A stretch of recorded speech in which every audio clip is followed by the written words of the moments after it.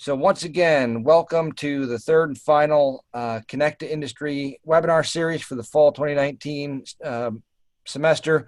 With us, we have Krystal Snyder of Penn State Extension, who's going to do an exciting presentation for us today on the current needs of the industrial hemp commercial greenhouse industry and share some resources that she's created and dug up for you. So Krystal, take it away. They're all yours. Alrighty, so I'm going to stop a couple times for questions, or you can throw them in the chat or whatever. I'm pretty open to however you guys want to kind of relay those to me.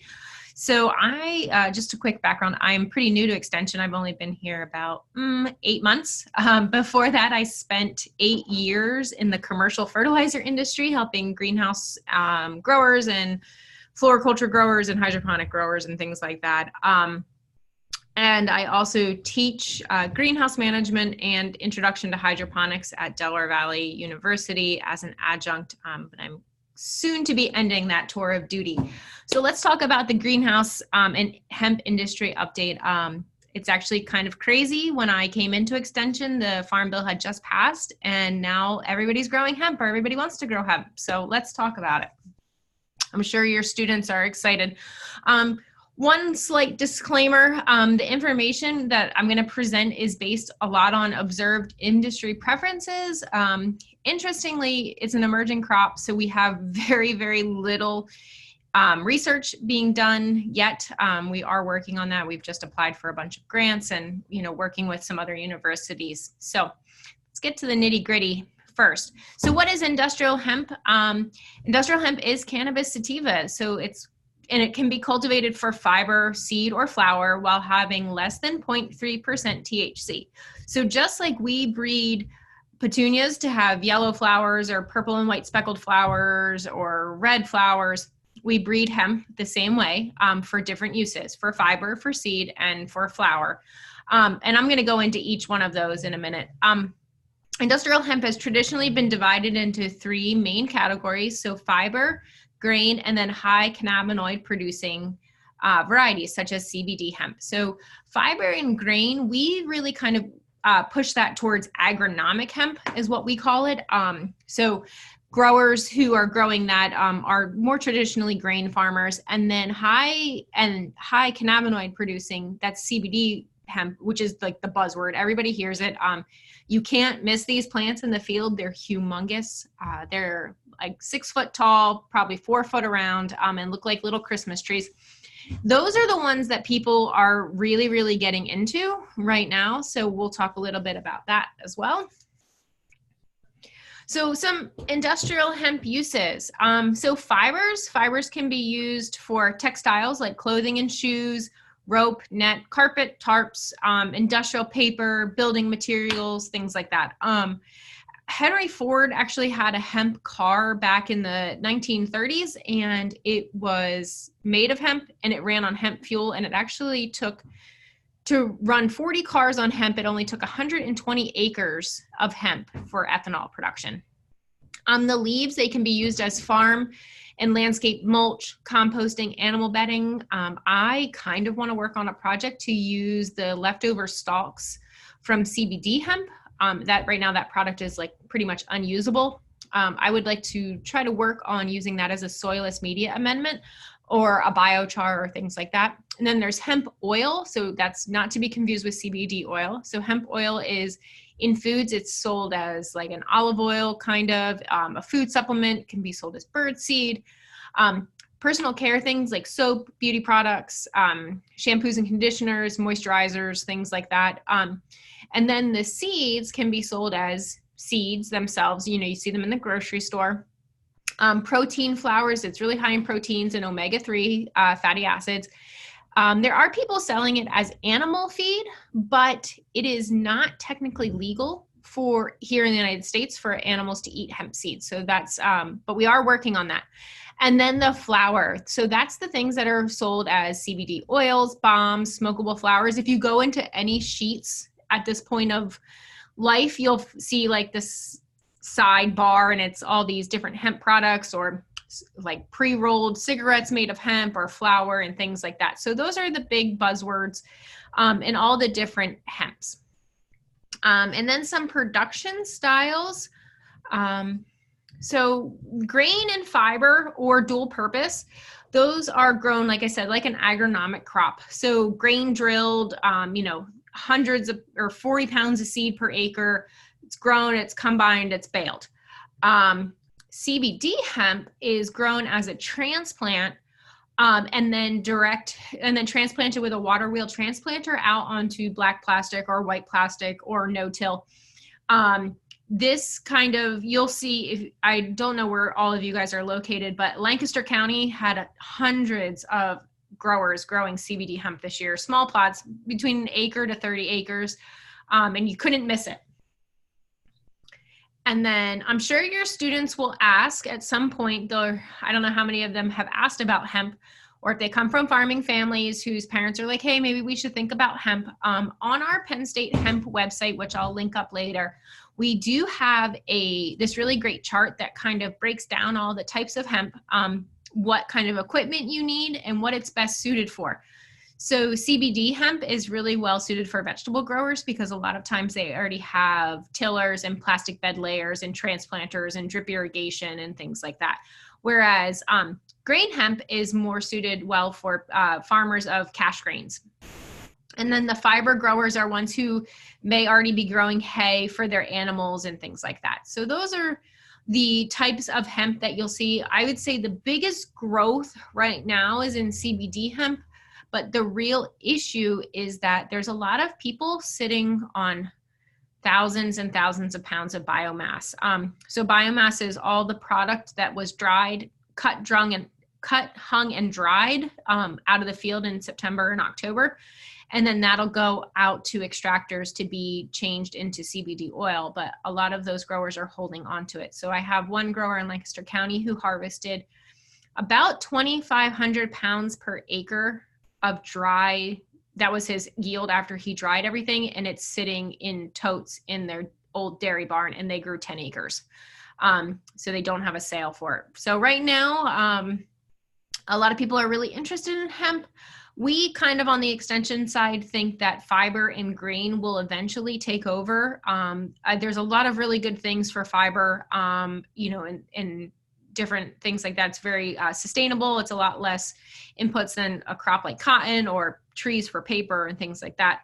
But the issue is that that infrastructure to process fiber for hemp doesn't exactly exist here yet. It's getting there and we're getting closer. And I just saw that in Texas, there's going to be a huge fiber processing plant. So that'll be really interesting. Mercedes-Benz already uses fiber in their cars, in their carpets and their seats and things like that. So it is being used, especially in Europe, but just not here yet. So does anybody have any questions about the types of hemp before I go on? No, all right. So you want to get a permit. This is slightly up in the air right now. With the new USDA rules, they changed some of the rules. They're good for the entire year until the end of 2020. And all the states have to get their rules in line with the USDA rules. The Pennsylvania rules are not out yet. They should be out really soon, I'm hoping. Within like the first 2 weeks after the New Year's holiday, I'm hoping they're going to be out. Based on last year for permitting, it was $600 for a permit, and that was for 1 acre or 100 acres or 200 acres or for research or things like that. So right there, that may preclude a lot of you. I don't know how much, if you guys have budgeting issues or budgets to apply for a permit. I don't know how much more it's going to be, or if it's going to be less money and things like that. Previously, they did have a research permit, but they don't have that anymore. So it's unfortunate that it does kind of preclude schools and universities and things like that from getting a permit if there is budgetary concerns, but you may be able to partner with another farmer or things like that. I mean, you guys all have to think about the, your school boards and what parents might think and that kind of stuff as well. But this is an emerging crop and it is kind of cool and exciting, and everybody's talking about it, and growers and farmers are like, how are we going to be here and how are we going to get this? So So let's talk about what you guys can do and where your students could go into this industry and into the greenhouse industry in general. So where do greenhouse growers fit in? I'm sure, I don't know how many of you have greenhouses at your schools, but a lot of greenhouse growers, they are producing really good quality liners. So, in greenhouse world, we buy seeds or we buy cuttings and we root them out ourselves. In the hemp world, a lot of information comes from, and terminology comes from the cannabis side of things. So it's kind of interesting. They call them clones, whether they're really technically clones or not. They call fertilizers newts. So there's a lot of terminology for your students to kind of get up to speed on. Things are moving more towards the more traditional named cultivars and things like that, though. So that's really good. So some things to consider if you want to maybe do this in your own greenhouses, sourcing seed. For us, I know at Penn State, we got some plants last year. We got a small amount of CBD plants. We weren't allowed to grow them at the university until last summer. So that was kind of interesting. So sourcing small quantities of seed can be a problem. We had one grower who wanted to sell us seeds for $5 a seed. And I was like, that's just not sustainable for research, especially when it's research that's going to benefit the industry. So sourcing seed is a big thing. Lighting, do you have lighting? Can you get lighting? Things like that. Separation from ornamentals and vegetables. I'm sure a lot of you who do have greenhouses probably sell ornamentals and vegetable transplants for sale for later in the, as a fundraiser and things like that. A big thing is no chemicals are labeled for industrial hemp right now. So you can't have any crossover. You also have to think too, hemp is a pretty hungry plant. So you want to grow really good transplants to reduce and to produce a really good short stocky transplant. You have to think about it in terms of like tomato transplants. There's growers out there who grow really short, stocky tomato transplants, and they transplant really well into the field or into people's home gardens. And then there's growers out there who grow 3-foot tall tomato transplants that fall over and break and things like that. We don't want the latter in hemp either. We want nice, short, stocky transplants. And picking the right fertilizer is really important for that. And based on water quality and all of that great stuff, but that's a talk for another day. But that's my kind of bread and butter. So let's talk a little bit about this plant in general. So it is a short day plant. So it needs long nights to induce flowering, much like chrysanthemums and poinsettias. I've always said, and I've said this for years, that growing cannabis is like growing a tomato or a poinsettia, growing a tomato on a poinsettia lighting schedule. So it's pretty much the similar nutrients that tomatoes need, but we need those short days to push it into flower. So they need 12 hours of continuous darkness. So you have to think, are you guys able to pull blackout cloth for 12-hour darkness? Do you have energy curtains and things like that when you go into flower? For long days, if you want to maintain mother plants or stock plants, you have to keep them in the vegetative state. So we have to have about 18 hours of light is what we're looking for. You can use night interruption, which means that you can set a timer for like 2 o'clock in the morning, and for 2 hours from 2 o'clock to 4 o'clock in the morning, your supplemental lighting can hop on, and it confuses the plant, and then then they turn back off, and then the plants think that they got 18 hours of light. So that's another option to use. This might be the biggest challenge for you all if you would be able to actually grow hemp, because the lighting is expensive, and you also have other crops that you're trying to grow. So I know in my experience at the university, when I'm at Del Val, I was trying to grow poinsettias, and we had some hemp in vegetative state. So we had 18-hour days, and my poinsettias weren't coloring up. So I had to move them all to a different greenhouse because we didn't have the right kind of blackout curtains. So some general production strategies. Propagation is about 2 to 4 weeks. Like I said, that long day we really like to see. Then we grow them for a little while to get a really good stocky plant. We want to build out a plant with a lot of branches on it. The longer the vegetative state, the bigger plant you're going to get, but then the more space you're going to need. These are kind of general production strategies if you're going to grow a crop from seed to harvest in a CBD crop. I would say you guys probably won't be growing any agronomic hemp unless you want to just trial it somewhere in a small space. But the photo period is the same. And then we have to have these 13 hours longer. Often we want to have 18-hour photo period. So 18 hours of light and 6 hours of dark for when they're vegetative state. And then we flip them into flowering. So you want to go 12-12. So 12 hours of light and 12 hours of dark. We generally say that if you can read a newspaper in the greenhouse or your grow room at nighttime, it's too bright. And then that will throw off the photo period. And it's usually about 8 to 9 weeks from the time you flip the lights until you harvest for a lot of those cultivars. There are some genetics called autoflowers as well, and they are not photoperiod sensitive. They're actually time sensitive. So you can grow a photoperiodic crop, an autoflower crop in about 12 weeks.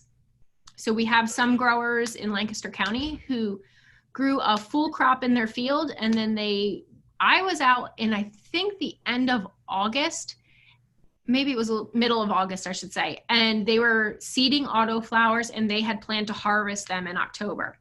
So greenhouse growers are thinking about autoflower genetics as well, and things like that. So there's lots of options here for your students to go out into the world and think about these things as well. So we'll talk about those in a minute. So let's talk a little bit about substrates. So some of these are things that you guys may already have. Rock wool, you can use ellie pots, which are wrapped in paper. We use those a lot for young plants.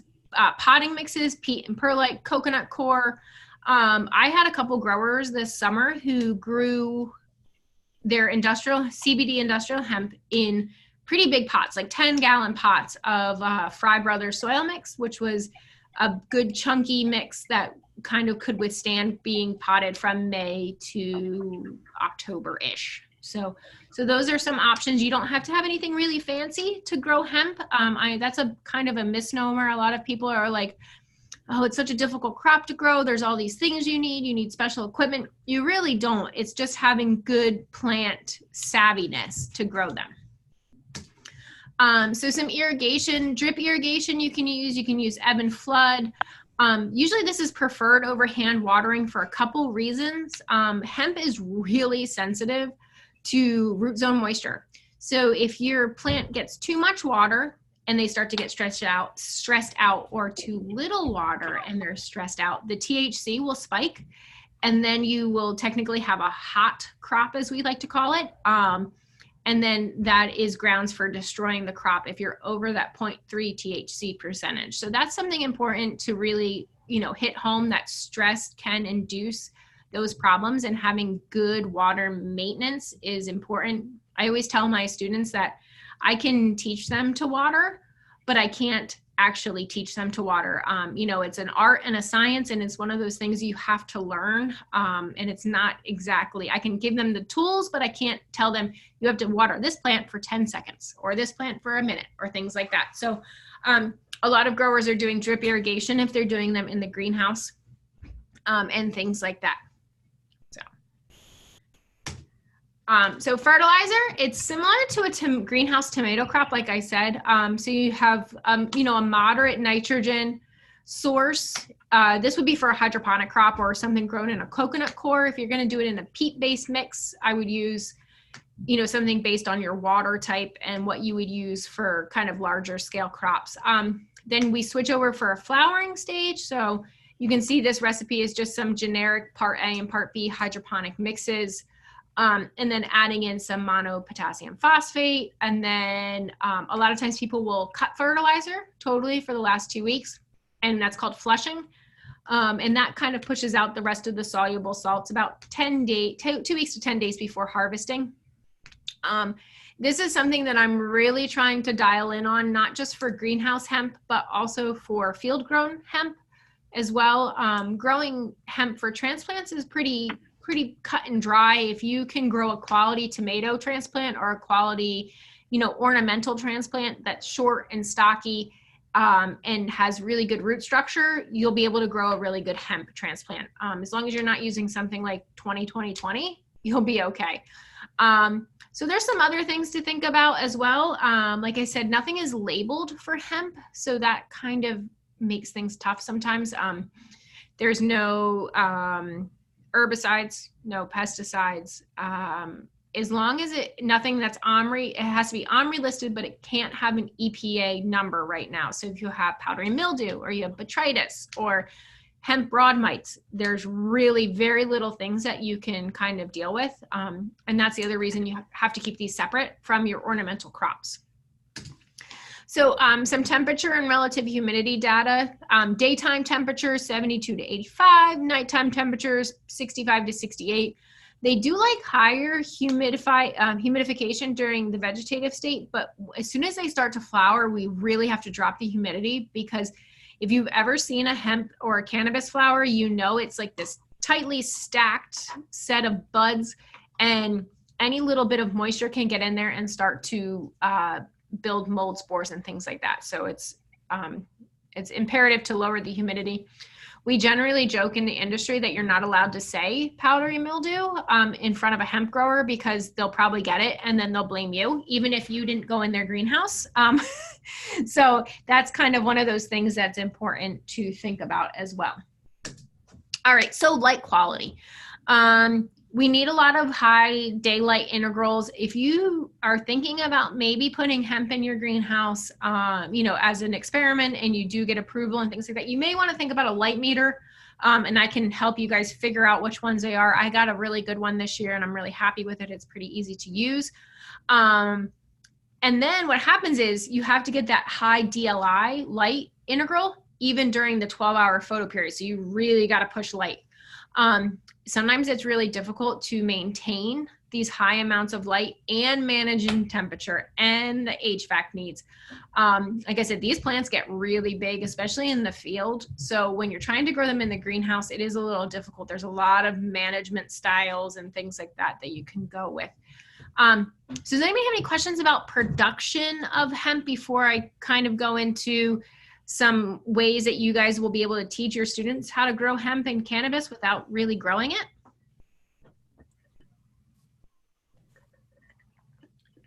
I do not have any questions from anybody at this time, Krystal. All right, sounds good. Okay, so let's move on. So how do we teach these students how to grow this?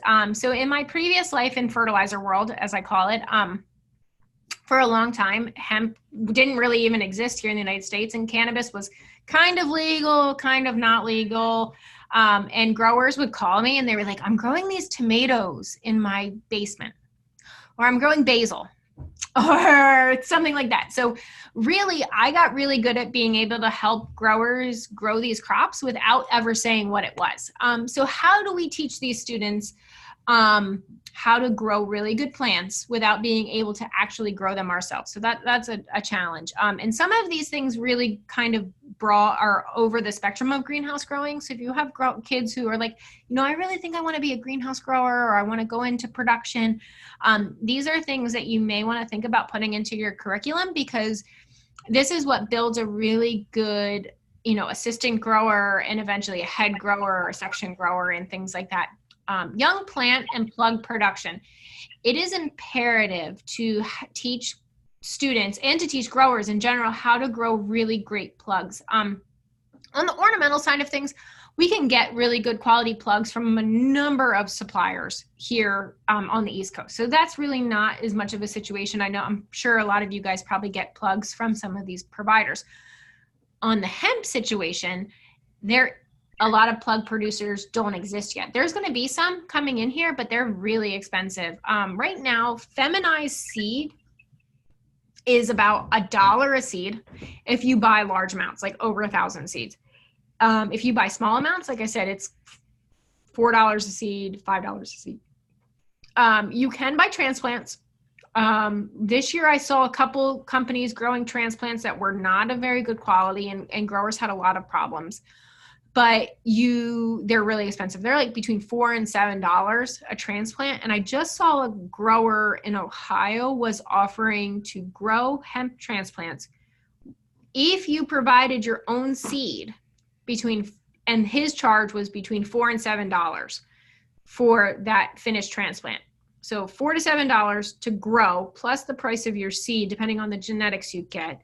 I mean, that's really adding up here. And the price has dropped considerably in the CBD market. So that's really something to think about. But we want to teach students, we want them to grow really good, like I said, short, stocky, fat little transplants, that aren't going to fall over, that aren't going to withstand a lot of transplant shock. Tomatoes are one of those crops that you can kind of transplant a cruddy transplant in not so great weather, and they're just going to grow and they'll be happy. Hemp is fussy. I saw so many hemp plants this year that were transplanted and they had the worst transplant shock. They were just short and stunted, and they never grew out of their, 6 to 12 inch size, when their partners in the next row over, or even a couple plants down, were 6 foot tall. So growing a really good transplant is really important. Disease and insect ID is another really big thing, especially in this crop where there's so few options right now. A lot of growers are using biocontrols. So it's imperative to know what diseases and insects you may have before you get started in this. That's also something that I know a lot of greenhouses in Southern Pennsylvania and some other big ones too, they have people who are IPM people, like on their greenhouse staff. They have their growers and their section growers and their head growers, but then they have an IPM person. That's all they do, is they scout their plants. They look for diseases and insects. They purchase their biocontrols. They make their IPM plans, and they are on top of it. There is a place called Creek Hill Nursery in Lancaster County, and they grow perennial transplants. That they have one person. That's all they do. That's their entire job, is to be on top of biocontrols. And they have an amazing biocontrol program. So that's something to think about. That's something to integrate possibly into your program, of maybe if you can carve out a couple days of lecture to, really talk about insect and disease ID and biocontrols. It would go a long way in making those students more marketable. Good greenhouse and indoor cultural practices. So this is something that really hits home to me. I can't tell you how many times I've walked into a greenhouse, and I've seen weeds growing on the floor or pet plants growing somewhere. And I get the pet plant thing. I know how it works. I got a bunch of them in my office. I got some in my greenhouse at the university. But if you can kind of keep them quarantined to one area, that is really important. Indoor cultural practices. So I'm sure a lot of your students who want to go into this market are like, oh, I saw you can make, $75,000 being a cannabis grower. Well, you can, you have to, not in Pennsylvania, unfortunately, but you have to have really good information of how to grow indoors, because a lot of these places are in warehouses or shipping containers. And that's a whole nother ball of wax, things like lighting and HVAC. I remember one time I went to a hydroponic place and they were having a lot of issues and they had shipping containers. And I was like, well, let me go in and let me see what's going on. And as soon as they opened the door, I could tell, I knew exactly what was wrong. They had so much humidity that their plants weren't even transpiring and taking up any nutrient anymore. So things like that, for students to be able to look at data loggers and using technology, like I said, data loggers and weather stations, and knowing what the best humidity levels and temperature levels for these crops are. Those are things that are going to hit home. I have a lot of students in my class at the university who show up and, they are like, I want to be a horticulturist, and they've never worked at a greenhouse, or they maybe have grown up on a farm, but they're like, oh, I really want to grow ornamentals and things like that. And I get it. I grew up in town in a little, postage stamp backyard, and I was like, I want to be a farmer. And I worked at a greenhouse in high school, and then I did go to Del Valle for horticulture. But there was a lot of things to learn. But this is where students can learn in these greenhouse settings that you guys already have set up. I always say that learning at those, in those situations, they'll learn more there than they'll ever learn in a textbook. Another thing is too, that to teach these students is that, they might see that these big companies are paying all this money for growers and assistants and things like that. But they have to know that they're going to be starting off as, you know, at the bottom level as like a grunt, doing pH and EC testing or watering on Saturday mornings. And maybe they might make $10 an hour or something like that. But there is so much room for growth, and being able to get 1 year under their belt as a full-time assistant grower, or like I said, a section grower or something like that, will go so far. I've known so many of my own students who were in my greenhouse management class or in my hydroponics class, and they got amazing jobs making way more money than I'll ever make in extension, which is, but they are growing really great medicinal crops right now in places like Las Vegas and Colorado. But people wanted them because they had some little bit of experience growing at the university. So those are things to think about and kind of hit home to these students that, you know, they do have to start off at the bottom and work their way, but it's a quick ladder to climb for, I promise. I know you're thinking like, how are we going to do this? So consider growing a crop of greenhouse tomatoes or hops. So the closest relative to hemp is hops. And then the next closest, not relative, but the next closest in nutrient needs and fertilizer requirements and humidity and things like that is tomatoes. So when I very first figured out my first hemp cannabis fertilizer plan, it was based off a tomato nutrition plan that I had a grower actually grew all of his crop and one tomato plant in the greenhouse with his cannabis plants, so he could test the nutrients, because at that point, and still now, there's only a few labs who will test those nutrients for growers. So it's really similar. So it's not the same, but like I said, it's a lot of similarities. Greenhouse hops is awesome, and it's really fun for kids to see hops grow. I mean, they grow so fast, and if you have a tall greenhouse, like, you know, 15 foot, and you have the space to drop wires down for them to grow up. I planted a crop in February once, and I had hop cones by the end of April. So it was fast. And if you have lighting, you can show photoperiodic control, because hops are also short day plants. So that's something to think about. I would really encourage these students to do research, to listen to podcasts. There is a wonderful podcast by Lancaster Farmer. It comes out like every couple weeks. I don't know how often they're doing them right now, where they talk all about the ins and outs of this industry, of different companies to talk to, extractors and things like that, of all different aspects too. They've talked to growers and researchers and actually politicians. Hi, Emma. And things like that. There's webinars out there. There was a great webinar today hosted by Oasis, which I'm sure most of you guys have seen, Oasis Cubes or Oasis Floral Foam. It's the same company, but they make propagation material as well. They had a wonderful hemp webinar all about young plant production and getting into the hemp market and things like that. We've seen a lot of horticultural companies who are traditional floriculture greenhouse companies, you know, Griffin Greenhouse Supply. I'm not sure if you buy anything from Griffin or BFG, or soil companies like Fry Brothers Soil Mix. They're all catering to these greenhouse, to these hemp customers now. The unfortunate part of it is, though, there is this like hemp cannabis tax. So like if you call and say, hey, I'm going to grow tomatoes, you get charged one price. And if you say, hey, I want to grow hemp, and it's labeled like a special soil mix for hemp, but it's the same soil that came out of the line for tomatoes, you're going to get charged upcharge, because they see this big dollar sign of like, hey, we can get more money from people. But there's good information out there. Like I have this whole book sitting on my windowsill actually of success in hemp. And it was actually put on by Griffin Greenhouse Supply earlier this year.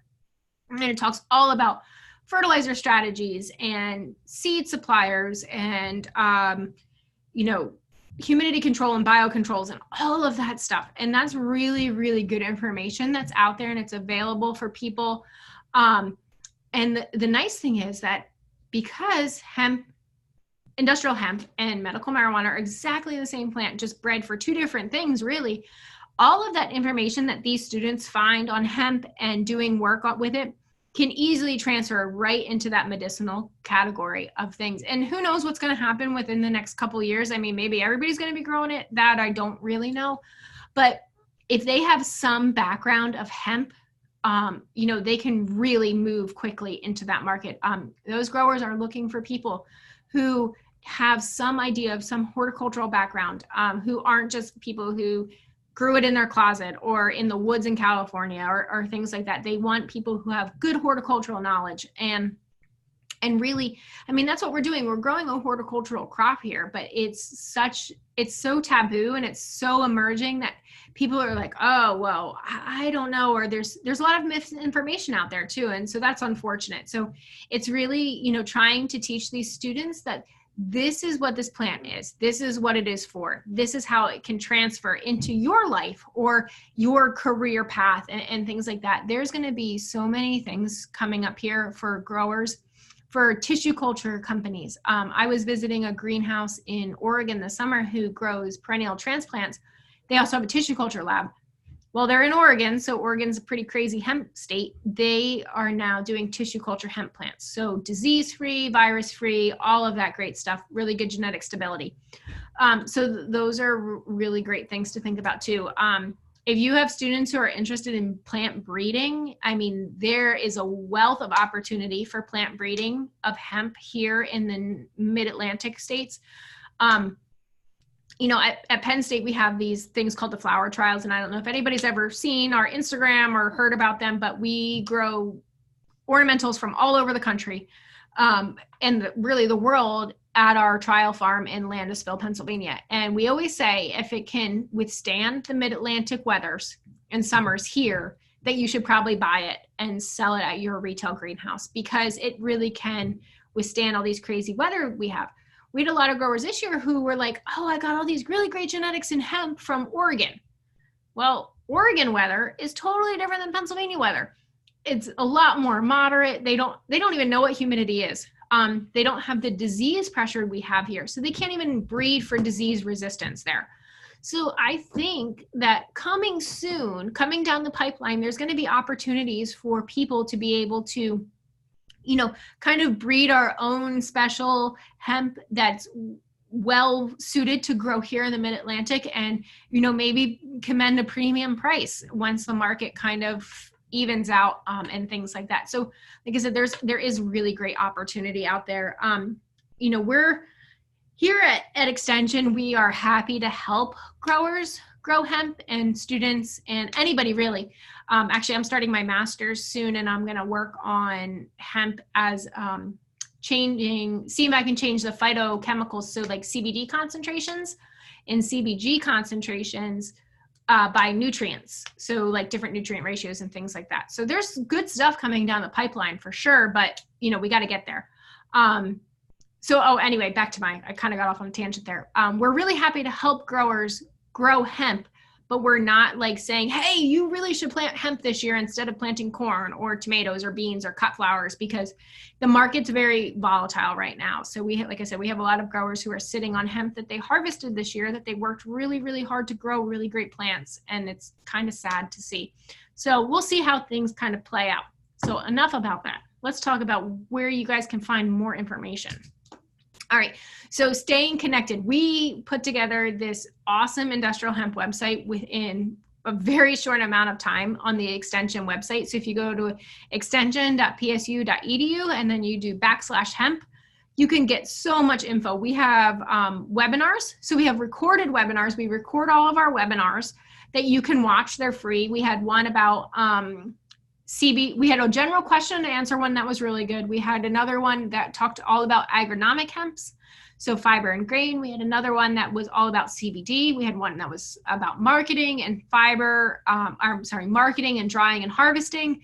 We had a seasonal wrap up, and we're going to pick them back up again in March when things kind of go forward and that kind of great stuff. You can learn a lot more about hemp there. There's frequently asked questions. There's links to news and events. There's links to other states' extensions websites where there's budget information. We actually have our own budgeting information now too. So, if a student comes to you and says, hey, my dad thinks we should grow hemp and how much does it cost? they can input all their information into these really great downloadable budgets that they can say, well, we already have this equipment, or this is how much it's going to take. Right now, it costs about $12,000 an acre to plant CBD hemp. So for growers who are already struggling, or farmers who are struggling, might not be the best choice. It's a lot of capital to put out for sure. But all of that is on this website as well. And then there's that chart there that I showed you before about like which hemp is best suited. There's also some really great forms that show different things like plant spacing, fertilizer requirements, types of equipment needed, and things like that. So that's really, really good. We do have some upcoming events, and we're trying to kind of keep all of these together, but if anybody goes to the Mid-Atlantic Fruit and Vegetable Conference, it is a little bit expensive, but we do have a hemp workshop that day. It's all about growing CBD hemp. So from the time you get your seeds in and growing really great plugs and transplants, all the way to marketing. So there's that option. There's one in Western Pennsylvania, out by Pittsburgh. I know a lot of farm bureaus have been contacting me to come and talk at their ag diversity breakfasts or their farm bureau meetings and things like that. So those are options too. You know, and I'm always happy to hop on a webinar for your students if they have a bunch of questions about hemp. I would totally take that. I think that would be great. I love seeing students getting excited about emerging crops and things like that. We also have a Twitter page. I have my own Twitter, and then we have a Penn State Hemp Twitter where we share all kinds of information, things like our events and regulatory issues and news coming down the pipeline, or things that we've heard that might be interesting for people, or different equipment and things like that. So if you're on Twitter, you should follow us. It's like shameless plug, but there's a lot of really good information. I joke I get almost all my news from Twitter these days, not from the actual news. So I think that's it for me. So what kind of questions do you have?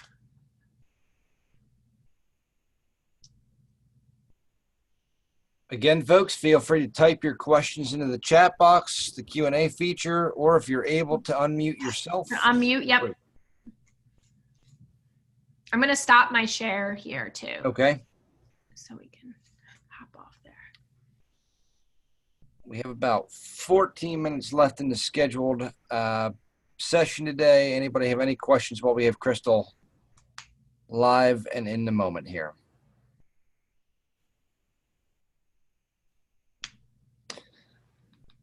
Okay, I'm going to give you a few more minutes to think of some, and while you're kind of digesting the information Krystal covered, which was fantastic, by the way, I'm going to go ahead and cover a few ag ed specific things here. And if you guys have any questions about the general greenhouse industry as well, like floriculture, hydroponics, anything like that, I can definitely answer those as well. Absolutely. So some standards from the Ag Ed Council, National AF&R standards that Krystal touched on today, developing and implementing management plans for different crops, applying principles and practices of sustainable agriculture, harvesting, handling, and storing according to industry standards, preparing and managing the media to be used in these plant systems, and also determining the influence of environmental factors on the plant's growth. The FFA connection to today's webinar, the agronomy CDE, as well as the nursery and landscape CDE, are two experiential FFA events that students can develop, hone, and explore skills related to occupations in the commercial greenhouse and industrial hemp production industry, and also the commercial greenhouse employment supervised agricultural experiences, as well as ownership and entrepreneurship. Again, once the industry develops here a little bit, it would be wonderful to see some students that Krystal mentioned that might be really, really interested in hearing a lot of the buzz about industrial hemp and the market opportunities there to develop their own supervised agricultural experience projects involving industrial hemp and its production and perhaps processing and marketing as well. I think that, John, was one of my biggest questions is how can our students partner with some of these industry people right away that they can be doing something, even if it's research or growing something on or, you know, just kind of toying with it, but not really taking on the full crop per se.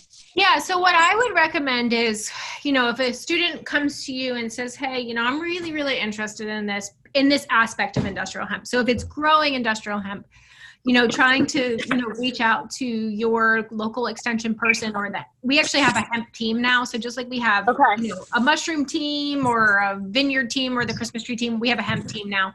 And we're pretty in tune with most of the growers. There is also, it's public knowledge which who gets a permit in the state of Pennsylvania. So if a student is really interested in growing hemp, I would suggest maybe looking at the list, or like I said, reaching out to one of us and being like, hey, do you know a grower who might be able to, you know, kind of foster some good relationships with our students? The only thing is, I know that for permitting, all the people who work with it have to pass an FBI background check and the drug test and all of that kind of stuff. But I don't know if there's an age requirement. I mean, I don't think that there is, because a bunch of my Amish growers had like their 11 kids out there transplanting. That was my next question. I mean, we obviously have our clearances, but now if we start growing a hemp plant and I'm just like, okay, well, what if the levels spike and now we have these hot plants and now here I am teaching kids. Yeah, I mean, I'll be honest with you. My fear. So tomatoes, like I do grow crops of tomatoes basically with the expectation of, hey guys, this is how you would grow hemp or medical marijuana plants. Yep. And that's exactly, like I said, how we've always done it too, before it was legal. The other thing is too, I mean, we had some pretty neglected hemp plants at the research farm and we didn't have any THC spikes. Okay. So, I mean, it happens, but as long as you can partner up with a good company, like a good grower who may be willing to throw you a couple seeds or a couple transplants that you can grow out and take your own cuttings from, a lot of times it's pretty stable. But that's what I would kind of say for students now, if it's on the growing aspect. If it's somebody who is like really interested in maybe the marketing side of things or the extraction side of things or other products, there are a lot of extracting companies out there now who are really busy. And so right now they're busy, but you know, on like interns and stuff like that. Co-op kids. Yeah, exactly. And then in the Susquehanna Valley, there's a company called Susquehanna Mills, and they grow all kinds of really cool stuff like flax and canola, but they also grow hemp for hemp flour. Okay. Like hemp seeds and things like that. So you have a student who's interested in like the agronomic side of things, they can go there. In Red Lion, there's a processing plant for fiber. So that's another option and things like that. So there is definitely opportunity out there for students to be able to kind of even like just interview somebody or, you know, maybe take a tour, but it's just getting them all connected together. Yeah. Okay. I'm thinking that's probably going to be a safer route to start, is doing the tomatoes and then look for, hey, why don't we do a co-op opportunity or something, on-site internship or something like that. Yeah, that's kind of where I would go. I mean, it still makes me nervous sometimes to, you know, walk into my greenhouse at Del Valle and see hemp plants. You know, we have to keep the greenhouse locked. It's in its own greenhouse. Students aren't allowed in there. So there's a lot of stuff. And being a school, I could see you guys running into a lot of kind of political, bureaucratic issues. Absolutely. So, yeah. Okay. And then are there like guidelines of sizes or things like that people would want for transplants, or just kind of like, here's a 4-inch? Like, I'm just trying to think of, you know, assigning students, hey, here is a tomato crop. This is what it needs to look like. Are there kind of industry standards set yet? Yeah, so it depends, but a lot of growers I saw were getting 188s. Okay. Because they have to be able to fit through the water wheel transplanter or the carousel transplanter. Right. Okay. That was the thing. I wasn't sure like what sizes they were fully transplanting out. Okay, cool. Well, thank you so much. The presentation was great. I'm going to sign off and let you answer other people's questions if they have any. Awesome. Thank you. Thanks, Kelly. Suzanne actually does have 2 questions that she shared in the chat box. She'd like to verify that her school would need a permit to grow no matter how many plants they grow, and also looking for suggestions on market opportunities. Okay, so as of right now, yes, whether you had 1 plant or 1,000 plants, you have to have a permit, and it's that same $600. I don't think they're going to allow this year, but last year you could have a permit. Like as an example, I could have a permit as myself, not as Penn State. And then I could have another grower grow under my permit. I actually heard that might go away. I don't know if that is true or not. So we'd have to wait to see when the regulations come out for 2020 growing season. But that kind of is what it's looking like, though, that you would definitely still need your permit for your 1 plant or 10 plants or something like that. And then what was the other question? Marketing opportunities? Market on what? On CBD products and flower, or the other like more agronomic style things? Suzanne, I have you unmuted if you'd like to answer yourself. Yeah, more the agronomics. I guess really either one. Okay, so the agronomic hemp, we kind of feel that fiber and grain market stability and marketing opportunities are going to grow really quickly as soon as we can get some better infrastructure here in the States to do that. Because if you think about it, there are so many people who are into locally grown products, right? Sustainably grown things. People don't want to buy organic cotton from China, right? Or they don't want to buy organic flour that they don't know where it's coming from. So as soon as those products, that infrastructure is here, I think that the market will take off and it'll be fairly stable. You know, I know where I live here. I live in Northampton County, and we have a really big locally grown movement here. And I've actually seen the Susquehanna Mills flour in my local public market, but it's coming just from Harrisburg area. So I think that if you go to the Giant or the Aldi or the Wegmans or Whole Foods and you see these hemp seeds on the shelf, you're like, where the heck do those come from? Like, who's growing them? Are they coming from Canada? Are they coming from China or Brazil? So I think that there is going to be a niche market for those things. I was just at an ag industry diversification meeting the other day, and there was a woman there who was super into growing. She really wanted to spin hemp fibers. Like, she's in the wool business, but she was like, I can't wait till we can get hemp fibers here because I think I'm going to have a really good market for it. So there's that side of things. CBD, gosh, it's hard to say. The price, I hate to be like the bearer of bad news, but the price of CBD, so the way CBD is sold is it's sold by percentage points. So, and by pound. So if you have 1 pound of hemp with 10% CBD and you're selling it and you're getting $2 a point, you're going to get $20 a pound for that hemp. Well, the price has dropped considerably since August. Originally it was, I think it was closer to $3 and change a percentage point per pound. It's now down to lower than $1.50. So like I said, I have growers who grew 10 acres and they're sitting on their 10 acres of dried biomass right now. I think the market needs to stabilize. I think we need to have more extractors. I think we need to have more processing companies and things like that before we can really compete with market demand. I did see that like the estimated amounts of CBD products being sold by like 2023 is supposed to be like some astronomical number. So the need is going to be there for people to grow it, but it's how efficient people will be able to grow it. It's a very labor intensive crop, especially here in, where we don't have infrastructure. It was like cutting plants by hand, hanging them to dry, or chopping them with a silage chopper or things like that. So it's going to come, but I don't think it's this magical, it's going to save every farm in the United States, unfortunately. And I do think that it's going to take some time for the market to stabilize, unfortunately. Right. Thank you so much for all that information. That really helps. I guess my thinking is I have heard now for some time now that there's somebody who is coming into our area, Juniata County, or in Central PA. And I guess there's somebody who has been looking around for the possibility of starting some type of processing plant.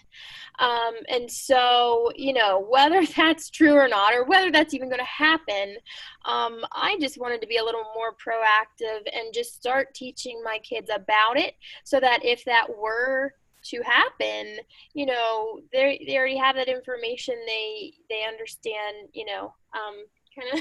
Yeah. Oh no, it's so important. I mean, I know coming in from the greenhouse industry and the fertilizer industry, nobody at Penn State had really any knowledge of growing a CBD hemp crop. So they were like, "Hey, you know what you're doing.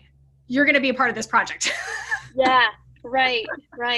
Yeah. So yeah, that's where I'm coming from. I, just kind of wanted to know, all right, like, how can I best teach my high school kids, like, the different avenues that this can take. And then if that processing plant, whatever it may be, if it does move into our area, hopefully they can be a part of that and already have that knowledge, Yeah, for sure. So, but yes, yeah, I guess I totally, I see what you're saying about we do need more of those processing plants to kind of keep, that market going.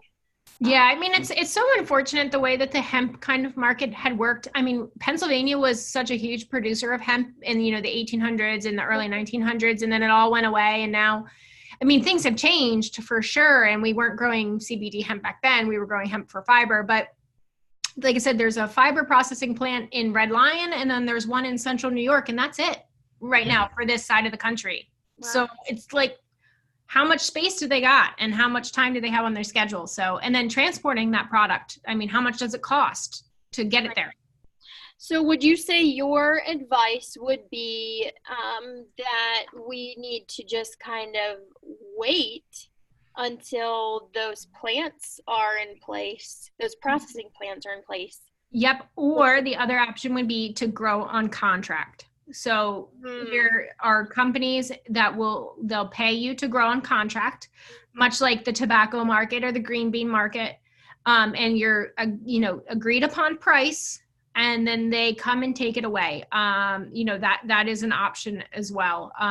I would also say don't jump whole hog into growing 50 acres of hemp. Right.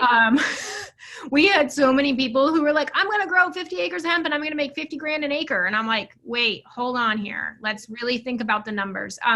So right now we are recommending people to either kind of jump in slowly and do maybe an acre or 2 acres at most, and then kind of see where the market ends up for next year. Okay. All right. Thank you so much. Great. Oh, you're welcome.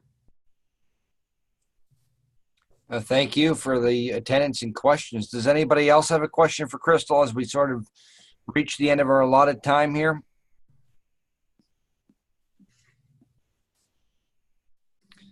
Okay, well, Krystal, what I'm going to type into the chat box here. Did you have it in your presentation, your contact information? I did, but I can give it to you again. It's okay. Well, I'll tell you what, I'll just include it in the follow-up email. Okay. So if you have any thoughts or questions after the fact here, feel free to contact Krystal after we adjourn. It is 4:32. I don't want to keep anybody terribly much longer than we said that we would. So once again, I'd like to just formally thank Krystal. This was as good, if not better, than I had hoped that it would have been. Excellent way to round out the fall series of this webinar series. And again, I thank all the attendees that joined us for giving up another hour again in a very busy time of the year.